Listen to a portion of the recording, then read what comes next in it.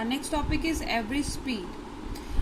Basically, when we are talking about average speed, it means we are talking about the variable, the body is moving with the variable speed. And variable speed means either the distances are varying or the time are varying. Right? So average speed can be calculated by finding out the total distance and total time taken. Now let us consider the first case. Suppose S1, S2, S3 are the distances travelled by the particle, and that particle is moving with the speeds v1, v2, v3 in the respective distances.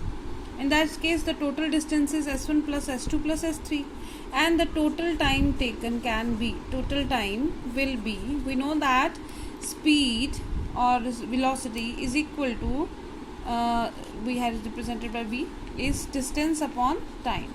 So accordingly, if we are talking about v1, that is s1 upon t1, or if we want to find out t1, that will be s1 upon v1. So similarly, t2 will be s2 upon v2. So we'll write here s1 upon v1 plus s2 upon v2 plus s3 upon v3 and so on. Right? So average speed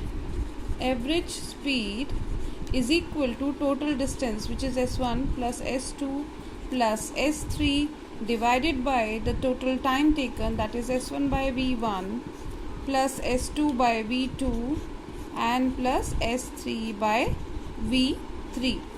Now let us consider if we are talking about that equal distances are travelled with different speeds, that is if s1 is equal to s2 is equal to s, and in that case average speed v average can be calculated as s plus s divided by s plus upon v1 plus 1s upon v2.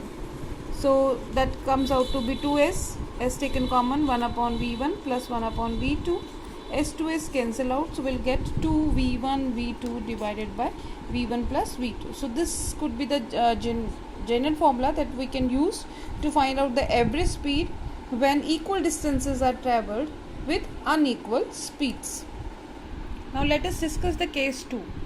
Now if the speeds are different and times are also different, that is time taken are also different, in that case but how we calculate the average speed? Now we will find out total time t1 plus t2 plus t3, just like we have find out the total distance in the previous case.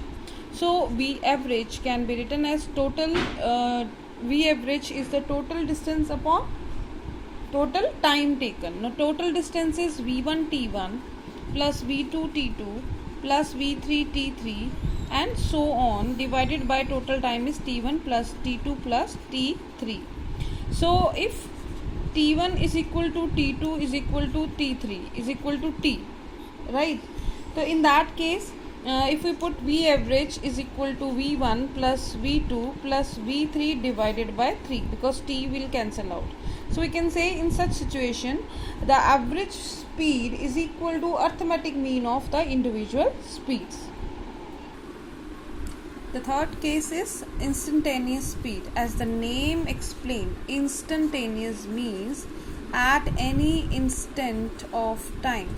Means when we can find out the speed during the motion at any instant of time, that speed is said to be instantaneous speed, and that speed is measured with the help of speedometer.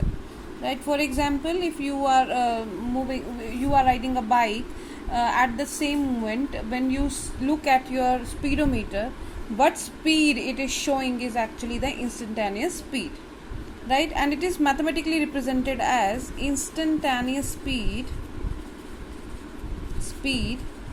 is equal to limit delta t approaches to 0 delta s by delta t. What does it signify?